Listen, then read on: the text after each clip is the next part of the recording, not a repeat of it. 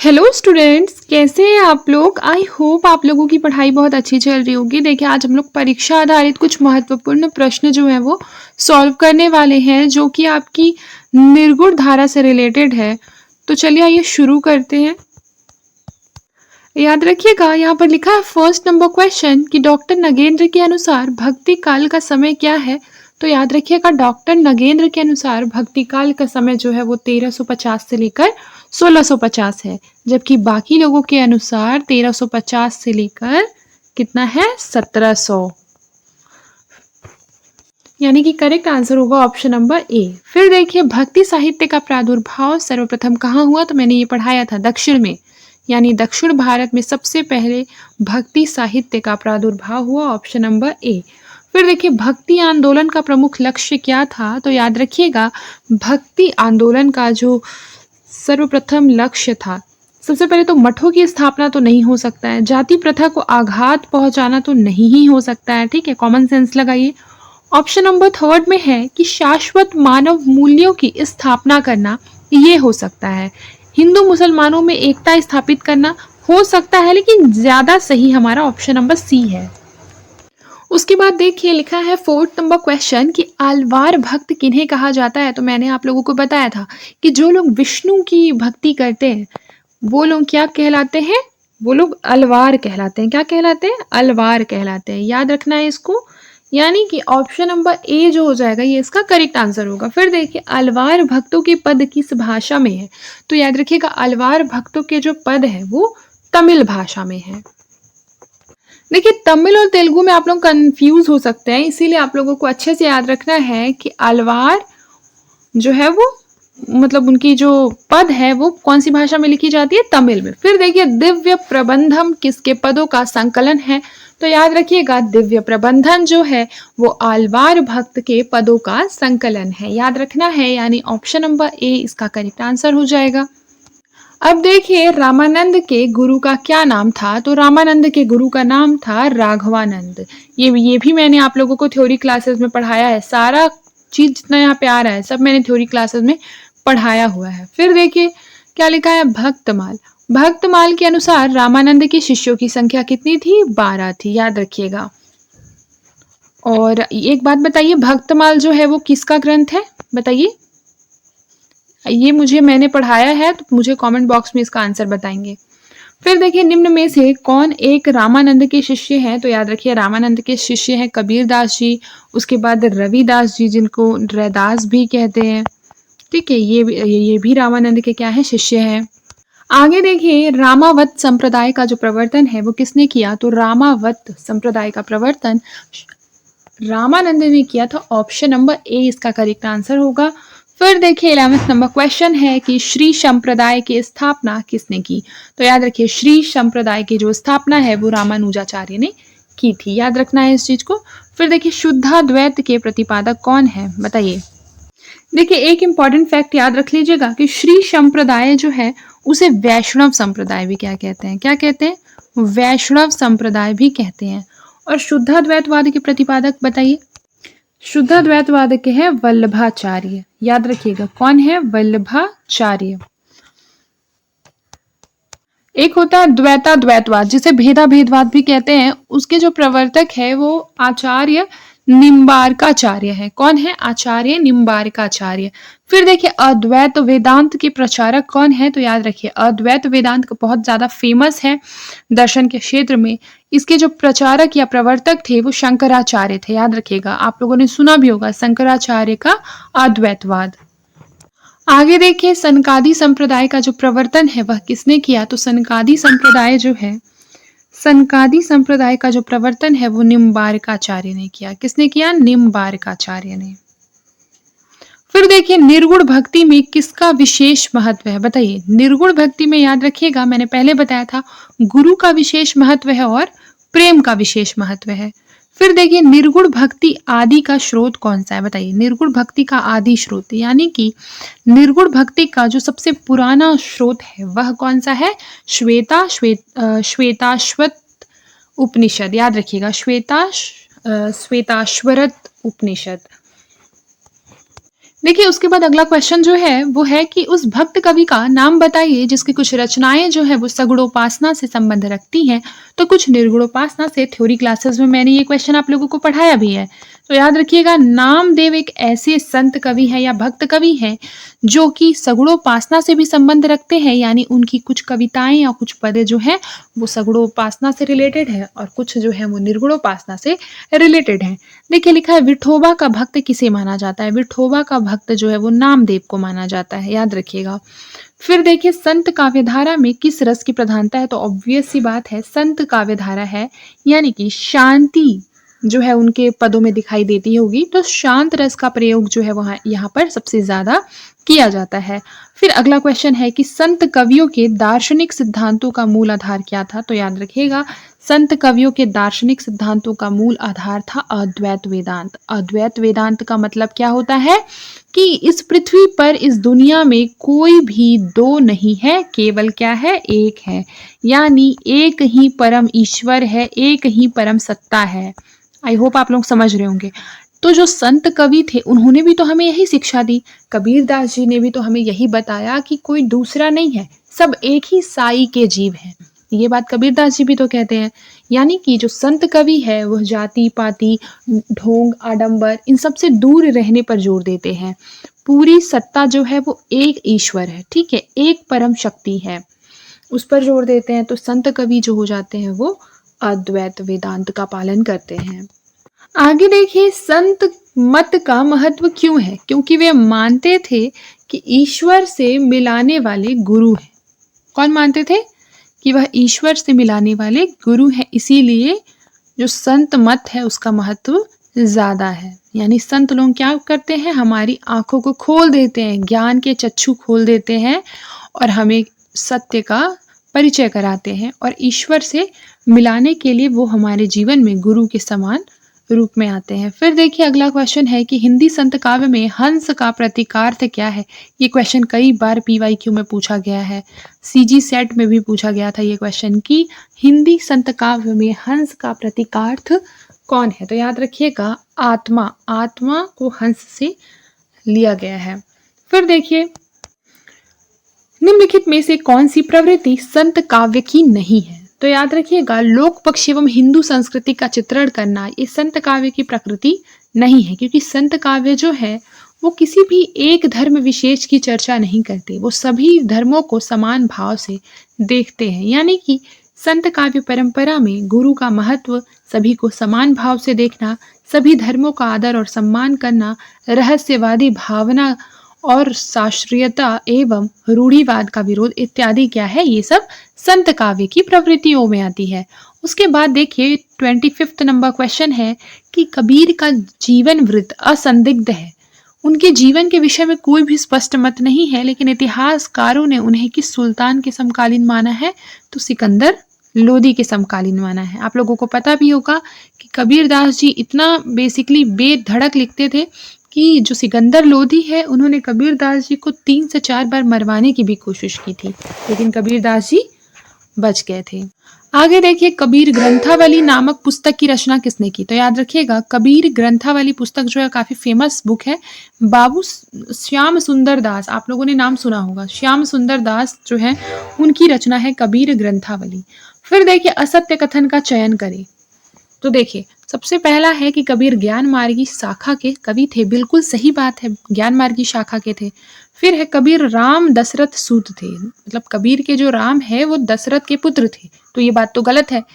जो कबीर दास जी हैं उन्होंने तो खुद बोला कि मेरे राम दशरथ के पुत्र राम नहीं है, मेरे राम जो है वो कैसे है? निर्गुण राम है, मतलब मेरे राम कोई भी जो है वो भगवान के रूप नहीं है, वो है निर्गुण राम है। तो ये गलत कथन हो जाएगा option number B. Option number C में है कि कबीर का रहस्यवाद साधनात्मक एवं भावनात्मक दोनों कोटियों का है, बिल्कुल सही बात है। साधनात्मक रहस्यवाद याद रखिएगा हठ योगियों से प्रभावित रहस्यवाद होता है, बिल्कुल सही बात है, ये भी सही है। तो गलत कौन सा हुआ? Option number B. आगे देखिए, कबीर दास के मरने पर उनकी गद्दी किसको मिली थी? तो कबीर दास जी के मरने पर धर्मदास को उनकी गद्दी मिली थी। थ्योरी क्लासेस में मैंने ये भी पढ़ाया है।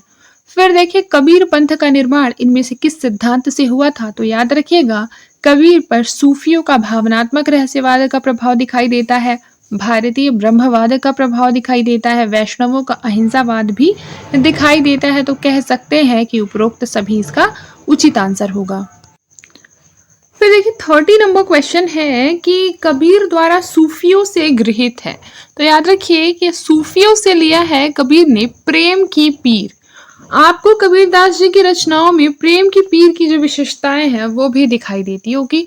फिर देखिए 31 नंबर क्वेश्चन है कि कबीर ने ईड़ा पिंगला नाड़ियों के प्रतीक के रूप में किसका प्रयोग किया है? तो याद रखिएगा कि गंगा और यमुना का। ऑप्शन नंबर ए गंगा और यमुना। फिर है 32 नंबर क्वेश्चन कि कबीर की रचनाओं में रहस्य की अभिव्यक्ति मिलती है, कबीर का रहस्यवाद किससे प्रभावित है?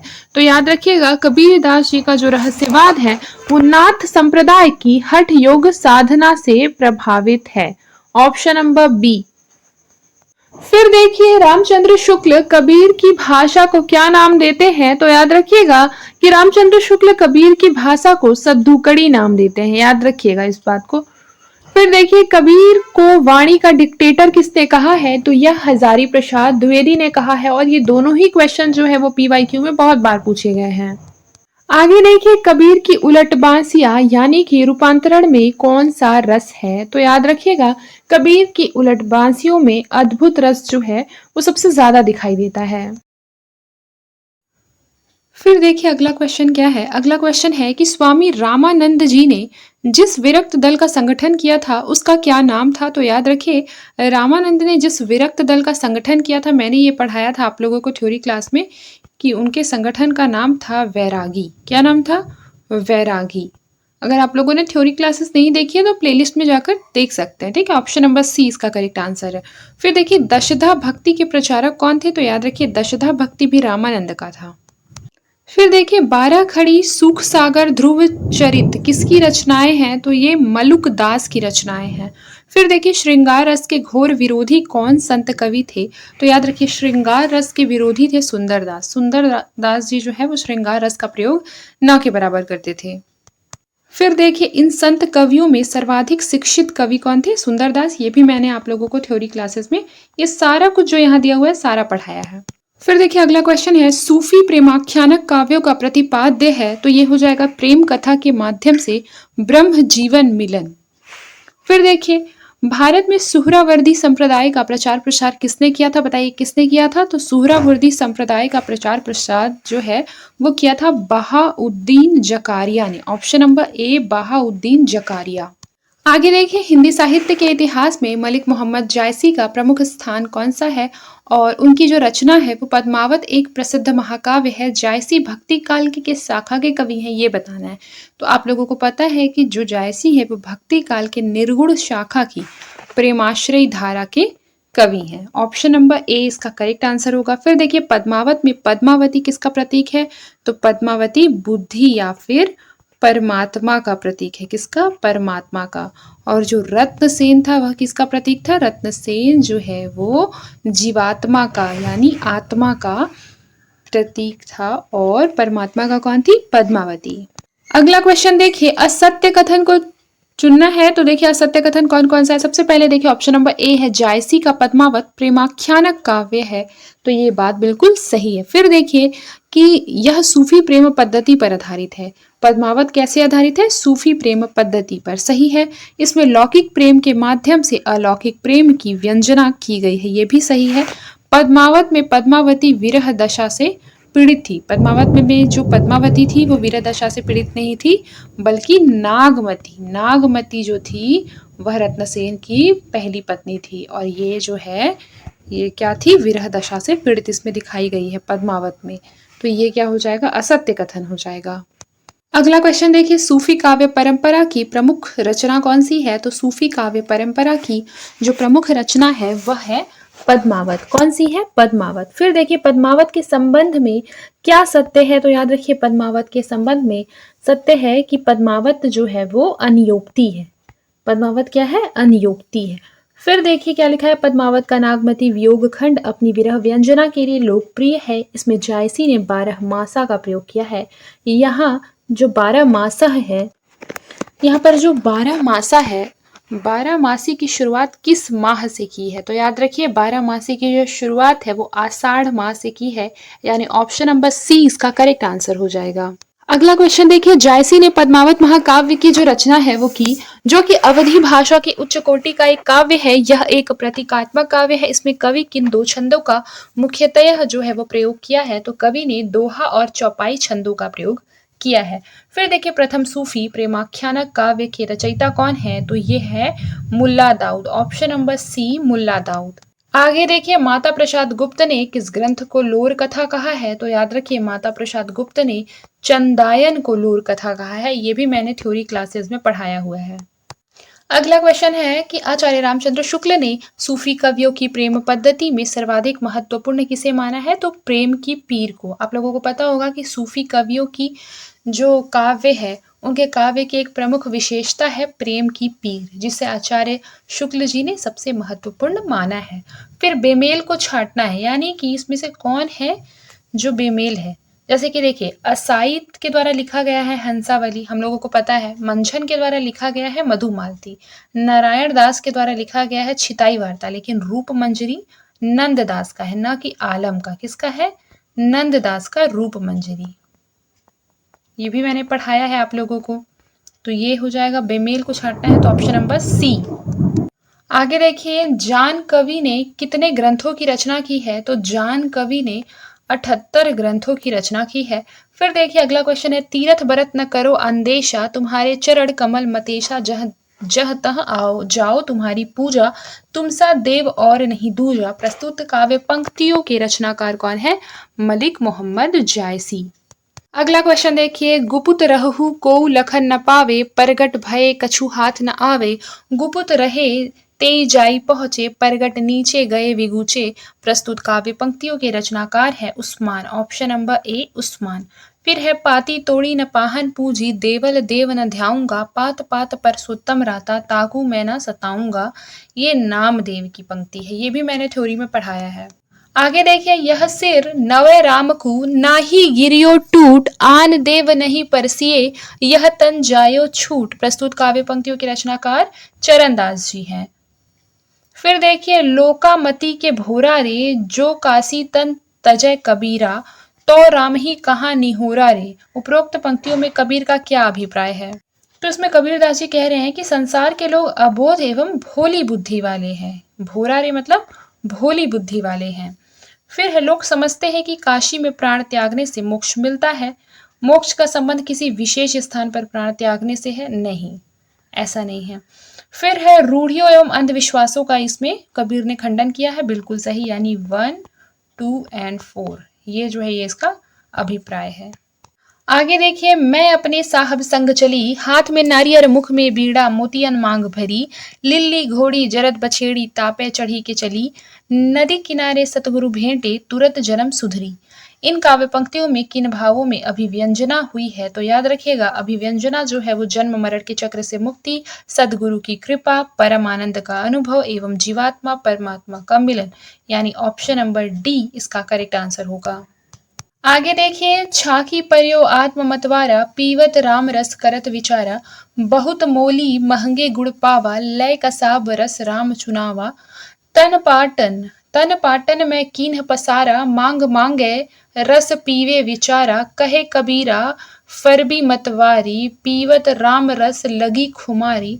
तीसरी पंक्ति में कबीरदास जी कहना चाहते हैं कि क्या कहना चाहते हैं? कि यह रस आसानी से प्राप्त नहीं होता है, इस रस को पाने के लिए बहुत मूल्य चुकाना पड़ता है। याद रखिएगा, यानी कि ऑप्शन नंबर डी जो हो जाएगा ये इसका करेक्ट आंसर होगा। आगे देखिए, निम्नलिखित काव्य पंक्तियों से आशय है, बिरहिन उठे भी पड़े, दर्शन कारिणी राम, मुआ पीछे देहुगे, सो दर्शन के ही काम। ये जो है इसका क्या अर्थ है बताइए? इसका अर्थ है कि जीवात्मा परमात्मा के वियोग में तड़प रही है। वह परमात्मा की क्या करना चाहती है? दर्शन करना चाहती है। लिखा है ना, दर्शन कारिणी राम, मुआ पीछे देहुगे। फिर लिखा क्या है? सो दर्शन के ही काम, यानी वह दर्शन देने हेतु उठने का प्रयास करती है परंतु गिर पड़ती है। अतः परमात्मा के दर्शन उसके किसी काम के नहीं है, यानी ऑप्शन नंबर बी इसका करेक्ट आंसर है। आगे देखिए, भक्ति आंदोलन ईसाइयत की देन है। किसका कथन है? भक्ति आंदोलन ईसाइयत की देन है, ऐसा ग्रियर्सन मानते थे। अपने पौरुष से हताश जाति के लिए भगवान की शक्ति और करुणा की ओर ध्यान ले जाने के अतिरिक्त कोई दूसरा मार्ग ही क्या था? यह कथन किसका है? तो यह कथन जो है वो आचार्य शुक्ल का है। फिर है भक्ति धर्म का रसात्मक रूप है। यह कथन किसका है? तो भक्ति जो है वो धर्म का रसात्मक रूप है। यह कथन जो है वो आचार्य रामचंद्र शुक्ल जी का है कि भक्ति धर्म का रसात्मक रूप है। ये PYQ में पूछा भी गया है, इसलिए इसको याद कर लीजिएगा। आगे देखिए, पराजय के बाद व्यक्ति अपनी आध्यात्मिकता श्रेष्ठता प्रदर्शित करना चाहता है, यही मनोवृत्ति भक्ति आंदोलन का स्रोत है। यह कथन बाबू गुलाब राय का है। ऑप्शन नंबर सी काफी इंपॉर्टेंट स्टेटमेंट है ना, याद रखना है। फिर देखिए, रचना काल की दृष्टि से निम्नलिखित रचनाओं का सही अनुक्रम। तो सबसे पहले चंदायन, फिर सत्यवती कथा, फिर हंसावली, फिर है ढोला मारूरा दूहा।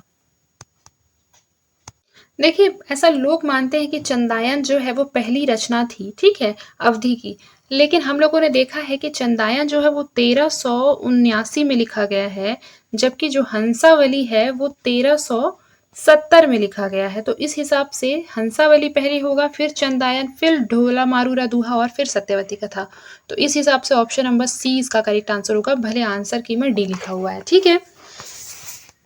आगे देखिए, लिखा है रचना काल की दृष्टि से निम्नलिखित रचनाओं का सही अनुक्रम क्या है? तो पहले मृगावती, मृगावती के बाद पद्मावत, फिर मधुमालती, फिर माधवानल, कामकंदला। आप लोगों को पता है कि यहाँ चारों के चारों प्रेमाख्यानक काव्य हैं, ठीक है। ऑप्शन नंबर ए इसका करेक्ट आंसर हो जाएगा। आगे देखिए, रचना काल की दृष्टि से रचनाओं का सही अनुक्रम। सबसे पहले रूपमंजरी, फिर चिताई वार्ता, फिर चित्रावली, फिर रसरतन। ऑप्शन नंबर बी इसका करेक्ट आंसर हो जाएगा। क्या हो जाएगा? Option number B. फिर रचना काल की दृष्टि से निम्नलिखित रचनाओं का सही अनुक्रम क्या है? तो ये हो जाएगा सबसे पहले ज्ञानदीप, फिर हंस जवाहिर, इंद्रावती और अनुराग बांसुरी। ऑप्शन नंबर ए। देखिए, आज की क्लास में हम लोगों ने 70 क्वेश्चन किए हैं, ठीक है। अगले क्लास में हम लोग कोशिश करेंगे 100 क्वेश्चन कंप्लीट करने की। आज के लिए बस इतना ही, मिलते हैं नेक्स्ट क्लास में। तब तक के लिए अपना ख्याल रखें और मन लगाकर पढ़ाई करते रहें।